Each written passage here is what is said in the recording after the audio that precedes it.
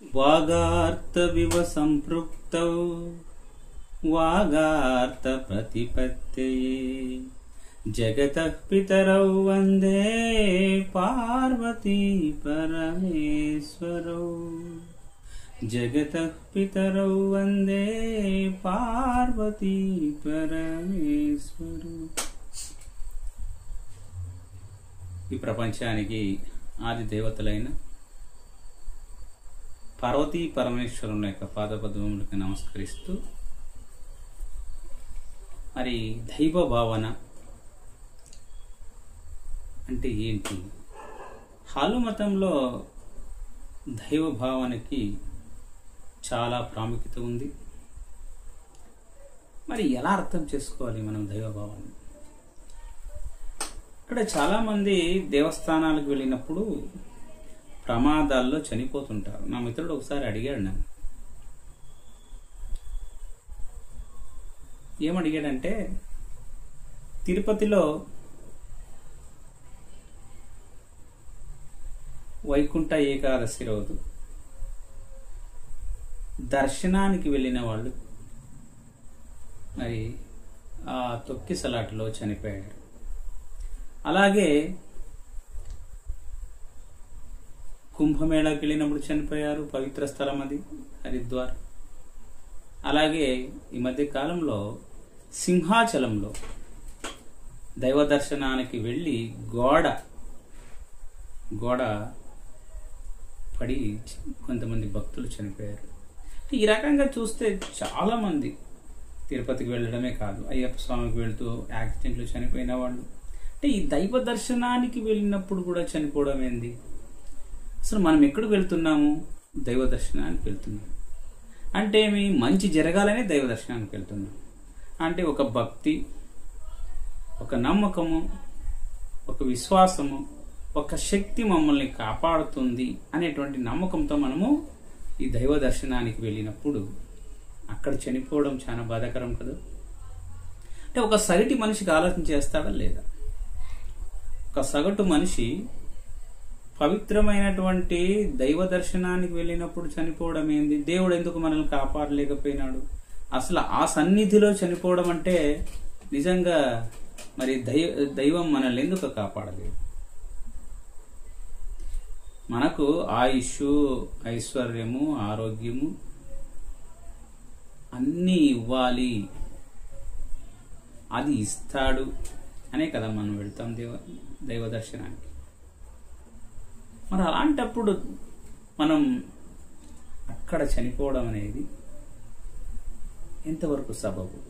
నిజంగా దేవుడున్నాడా అనే ప్రశ్న మనకు వస్తుంది. మరి ఎందుకు దేవుడు కాపాడలేదు?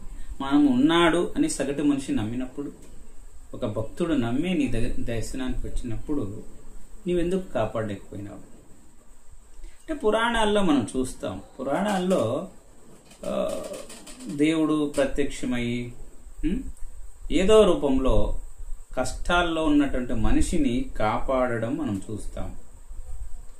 భాగవతంలో కూడా ప్రహ్లాదుని చంపాలని ప్రయత్నం చేసిన ప్రతిసారి వచ్చి దేవుడు కాపాడతాడు, మహావిష్ణు. అన్ని పురాణాల్లోనూ, శివ పురాణం కావచ్చు, విష్ణు పురాణం కావచ్చు. అంటే మరి పురాణాల్లో కాపాడినటువంటి ఆ దేవుడు, కావ్యాల్లో కాపాడినటువంటి ఆ దేవుడు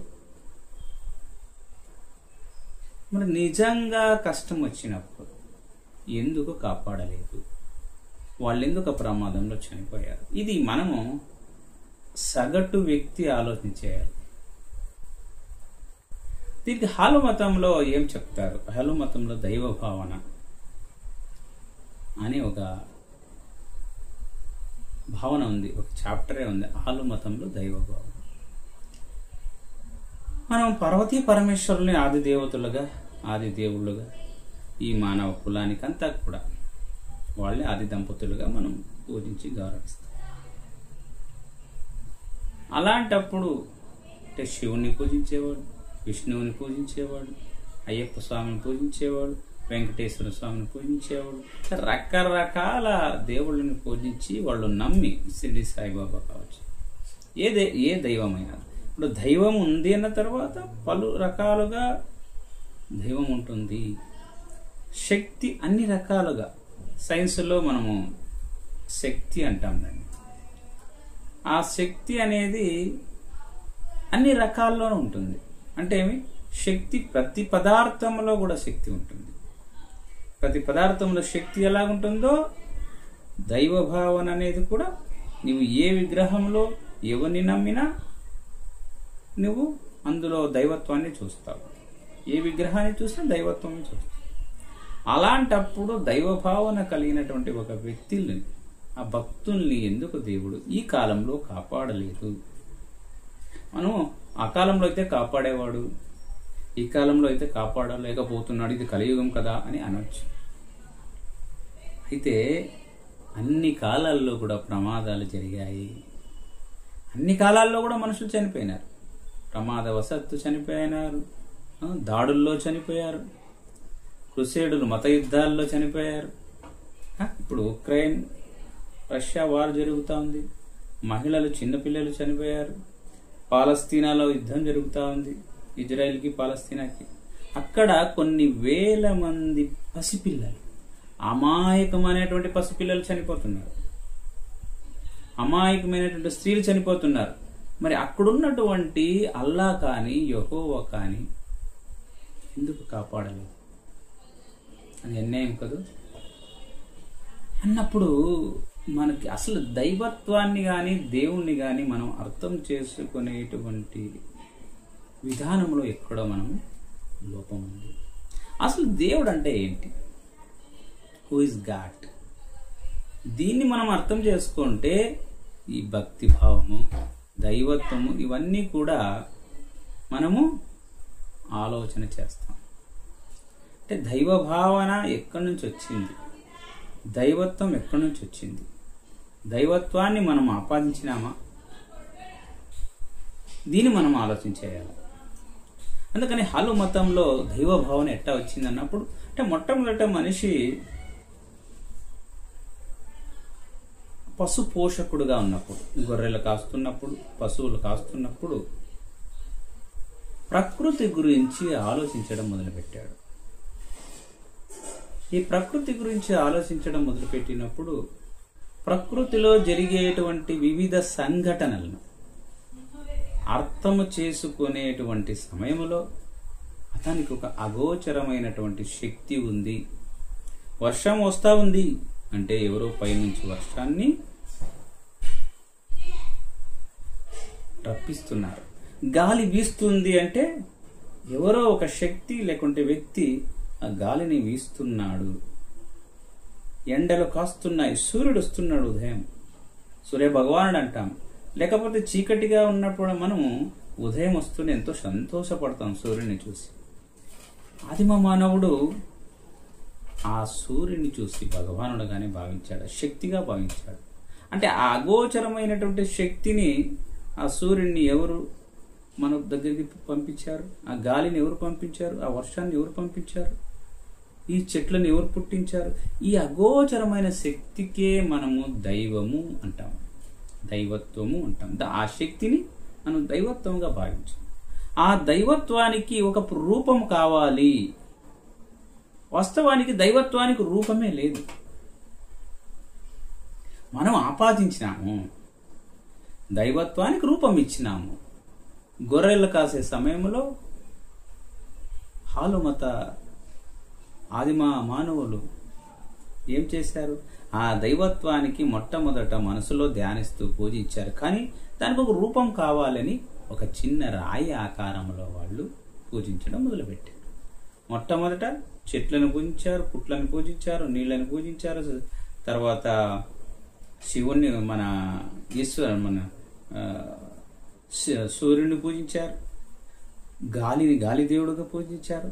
అయితే ఇవన్నీ కూడా మనకి కంటికి కనిపిస్తాయి, వెళ్ళిపోతుంటాయి. గాలి అనేది మనకు అగోచరం, ఓకే, స్పర్శ మాత్రమే. ఎండ అనే దానికి ఒక రూపం లేదు, గాలికి ఒక రూపం లేదు. చెట్లకు రూపం ఉన్నా రకరకాల చెట్లు ఉంటాయి. కాబట్టి వీటన్నిటికీ అతీతమైనటువంటి ఒక శక్తి ఉంది. ఆ శక్తిని ఒక రూపంలో పూజించాలి.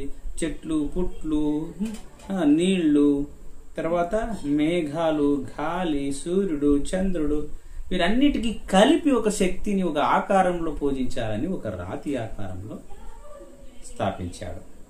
అది మొట్టమొదట శివలింగంగా మనము భావించాలి.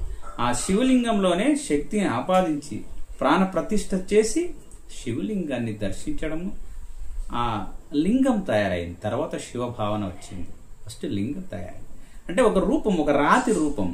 రాతిలోనే, అందుకనే పూర్వీకులంతా కూడా రాతి రూపంలోనే పూజించారు. శివలింగంలో కావచ్చు, మనం పల్లెల్లో ఇప్పటికీ కూడా మారెమ్మ, ఎల్లమ్మ వీళ్ళందరూ రాతి రూపంలోనే ఉన్నారు మా చిన్నప్పుడు. తర్వాత వాళ్ళు తర్వాత వెండి విగ్రహాలు, బంగారు విగ్రహాలు తర్వాత వచ్చాయి. కానీ మొట్టమొదట రాతి రూపంగా ఉన్నారు. ఆ రకంగానే రాతి రూపంలో ఒక శక్తిని ప్రతిష్ఠించారు, ఒక రూపాన్ని ప్రతిష్ఠించారు, దానికి దైవత్వాన్ని ఆపాదించారు. అది ఈరోజు ఉన్నటువంటి శ్రీశైలంలో శివలింగం కావచ్చు, వెంకటేశ్వర స్వామిలో ఉన్నటువంటి వెంకటేశ్వర స్వామి గుడిలో ఉన్నటువంటి విగ్రహం కావచ్చు, అయ్యప్ప స్వామి విగ్రహం కావచ్చు, ఏదైనా ఒక రూపములో వాళ్ళు పూజించడం ప్రారంభించారు. అంతే తప్ప నిజంగా ఆ రూపంలో శక్తి ఉందా? అయోధ్యలో రాముని మనం ప్రతిష్ఠించి ఏం చేశాం? ప్రాణ ప్రతిష్ఠ చేశాం. అయోధ్యలో ప్రాణ ప్రతిష్ఠ చేశాం. అదే అయోధ్యలోనే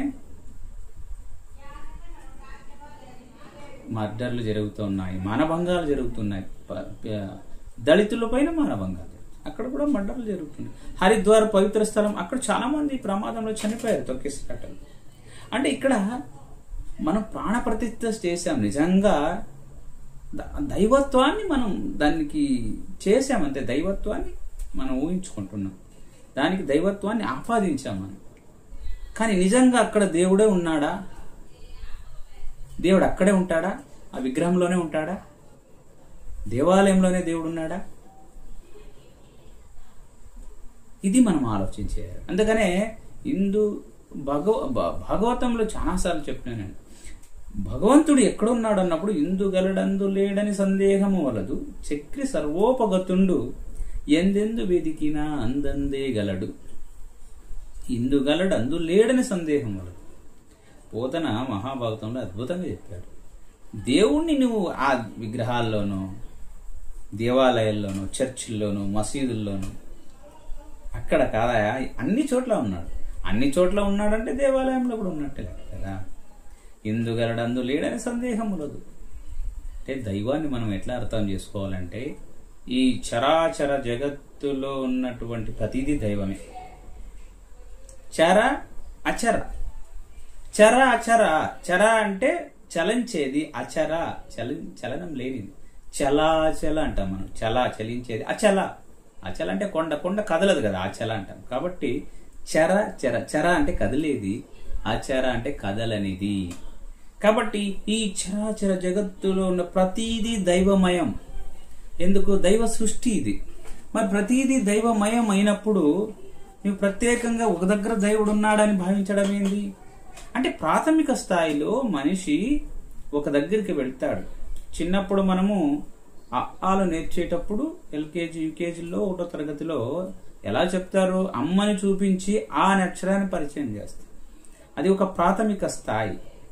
అమ్మని చూపించి ఆని, ఆవు అనే బొమ్మని చూపించి ఆ అని పరిచయం చేస్తాం. ఇల్లు అనే బొమ్మని చూపించి ఈ పరిచయం చేస్తాం.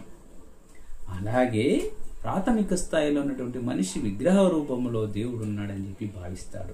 ఆ విగ్రహానికి తర్వాత చిన్న గుడిసె కడతాడు. ఆ గుడిసె తర్వాత గుడి అవుతుంది. అంటే రాతితో కడతాడు, ఇప్పుడు సిమెంట్తో కడుతున్నాడు. ఇంకా ఇంకా ఇంకా ఇంకా టెక్నాలజీ పెరిగినట్లల్లా పెద్ద దేవాలయాలు కట్టినాడు. కాబట్టి దైవము ఉంది అనేటువంటి నమ్మకానికి రుజువు దేవాలయమే తప్ప దైవత్వానికి కాదు. మన నమ్మకం దేవుడు గుడిలో ఉన్నాడు, ఆ విగ్రహంలో ఉన్నాడని మనం నమ్ముతున్నాం. కానీ వాస్తవానికి ఈ చరాచర జగత్ అంతా దైవ సృష్టినే. అంటే దేవుడు ఎక్కడో ఒక మనిషి రూపంలో మనం భావిస్తాం. అంటే దేవుడు ఎక్కడ ఉంటాడు? శివుడు కైలాసంలో ఉన్నాడు, నేను ఇక్కడ ప్రార్థన చేస్తాను, దేవుడు వచ్చి నన్ను కాపాడతాడు. విష్ణువు ఎక్కడో క్షీర సముద్రంలో ఉన్నాడు, అంటే పాల సముద్రంలో ఉన్నాడు, నన్ను దేవుడు కాపాడతాడు. ఇది కాదయా. చరాచర జగత్తంతా కూడా దైవమయమే. అలాంటప్పుడు ప్రత్యేకంగా నువ్వు దేవుణ్ణి ఎక్కడో చూడాల్సిన అవసరం లేదు. అందుకనే నాలోని శివుడు నీలోని శివుడు అని చెప్తాడు. నాలోను శివుడు ఉన్నాడు. నాలో ఉన్న ప్రతి కణంలోనూ శివుడే, నీలో ఉన్న ప్రతి కణంలోనూ శివుడే. అలాంటప్పుడు ప్రత్యేకంగా నువ్వు ఎక్కడో దేవుడు ఉన్నాడని భావించి అక్కడికి వెళ్ళి ప్రమాదంలో చనిపోతే దేవుడు దానికి బాధ్యుడు ఎలా అవుతాడు? అది మానవ తప్పిదం. మానవ తప్పిదం అంటే మనిషి, దేవుడు మనకి శరీరం ఇచ్చాడు, ఆలోచన జ్ఞానం ఇచ్చాడు, వివేచన జ్ఞానం ఇచ్చాడు, సాంకేతికత ఇచ్చాడు. దాని ద్వారా మనము నిర్మించాం దేవాలయాన్ని.